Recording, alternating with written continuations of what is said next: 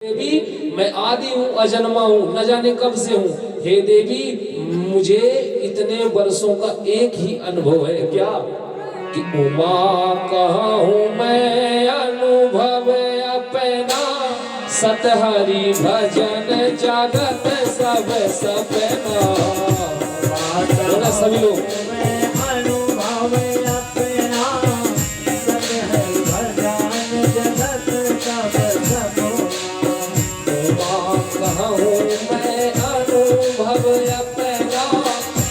हरि भजन जगत सब सपना।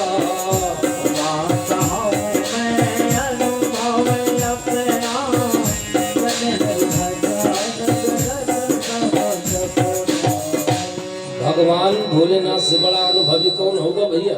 हाँ, इस दुनिया में भोलेनाथ से बड़ा अनुभवी कौन होगा? वो तो आदि है, अजन्मा है।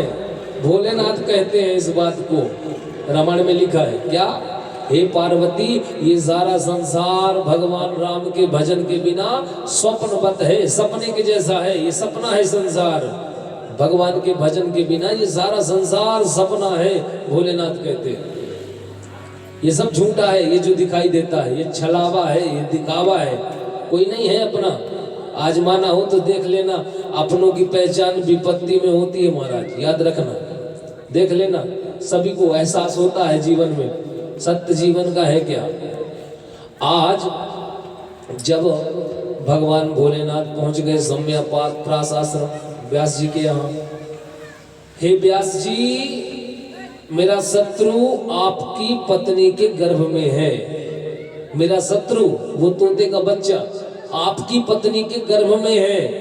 व्यास नारायण ने कहा प्रभु अब तो गर्भ में है।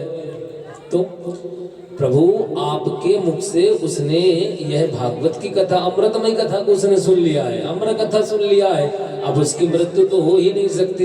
इसलिए प्रभु हम चाहते हैं कि आप जाइए। आज व्यास जी ने अनुनय विनय किया, भोलेनाथ चले गए।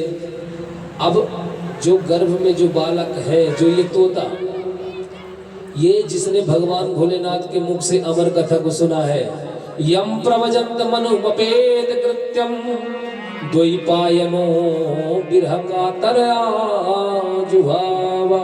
ये कौन है? ये कोई साधारण नहीं, परमहंस है। राधा जी एक दिन गोलोक में बैठी थी, बैठे बैठे राधा जी ने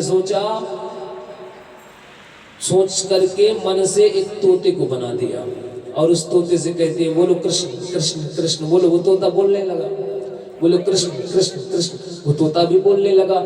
राधा जी ने उस तोते को कहा जा धरती में जाकर के मेरे स्वामी का नाम प्रचार प्रसार करना इस जगत में। ये वही तो है, राधा जी के भेजे हुए तो हैं ये सुखदेव भगवान। आज ये गर्भ के अंदर 12 वर्ष हो गए। कितने वर्ष? 12 वर्ष हो गए। व्यास जी की पत्नी के गर्भ में है वही तोते का बच्चा। व्यास जी महाराज कहते हैं पुत्र जन्म लो। अंदर से आवाज आ रही है पिताजी नहीं लूंगा, नहीं लेना जन्म। बोले क्यों नहीं लोगे? बोले पिताजी ये जो संसार की माया है ना, ये बड़ी ठगनी है, ये माया मुझे लपेट लेगी, मुझे नहीं पड़ना इस माया में, मुझे नहीं पड़ना इस माया में, नहीं लेना मुझे जन्म। जब व्यास महाराज जी ने विनती किया हे पुत्र जन्म तो लेना पड़ेगा, बताओ कैसे लोगे? तो अंदर से कहते हैं सुखदेव भगवान क्या कहा, पिताजी जन्म तो लूंगा पर एक शर्त में। क्या? ये माया किसकी है? ये भगवान विष्णु की। ये किसकी माया है? विष्णु मायाम संसार जगत मोहितम। ये माया किसकी है? मायापति है भगवान, मायापति है भगवान। यदि पिताजी स्वयं भगवान नारायण आकर के कह दें कि हे सुखदेव जन्म ले लो, मेरी माया तुम्हें नहीं व्यापेगी, नहीं घेरेगी, तो मैं जन्म ले लूंगा। आज व्यास जी ने भगवान का ध्यान किया कि नारायणम नमस्कृत्यम नरम चैव नरोत्तमम। व्यास जी कहते हैं कि नारायणम नमस्कृत्यम नरम चैव नरोत्तमम देवीं सरस्वतीं व्यासं ततो जयमुदीरयतु। नारायण आज प्रकट भय। कहिए व्यास जी। बोले मेरे पुत्र को वचन दीजिए, आपकी माया उसे न घेरेगी। भगवान ने वचन दिया। 12 वर्ष के बाद सुखदेव भगवान धरती में आए और जन्म लेते ही महाराज जंगल की ओर चल दिए। ऐसा कौन होगा? हाँ, ऐसा विरक्त साधु कौन होगा? जन्म लेते ही जंगल की ओर चल दिए। पिताजी पीछे पीछे 12 वर्ष तक इंतजार किया हमने, ये जन्म कब ले और कब मैं इसे ये भागवत कथा दूं। जन्म लेते ही ये वन की ओर चलने लगा, पीछे पीछे पिताजी। क्या देखा आगे जाकर व्यास जी ने? बड़ा विचित्र कौतुक देखा। क्या? एक सरोवर में कुछ स्त्रियां स्नान कर रही थी। सुखदेव भगवान बिना कपड़े के हैं, बिना वस्त्र के वहां से निकल गए। स्त्रियों ने, उनमें कोई हलचल नहीं हुई। जैसे 80 साल के बाबा वेद व्यास जी वहां से गुजरे, स्त्रियों ने जल्दी से अपने कपड़ों को उठाया, शरीर को ढका। व्यास जी खड़े हो गए।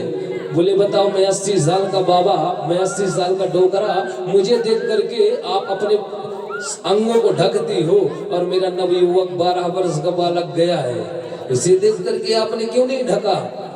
उन युक्तियों ने जवाब दिया, वेद व्यास जी आप तो गृहस्थवान हो, घर गृहस्थी वाले हो, सब जानते हो। हे वेद व्यास जी, जो ये आपका पुत्र है ना, इसे तो ये नहीं पता कि नारी और पुरुष क्या होते हैं, नारी पुरुष में क्या होते हैं, वो तो ये नहीं जानता। व्यास जी समझ गए इसके पीछे जाना बेकार है, इसके पीछे जाना बेकार है, समझ गए। इसलिए लौट आए। सुखदेव भगवान गए और जाकर वन में समाधि लगा करके बैठ गए भगवान के ध्यान में।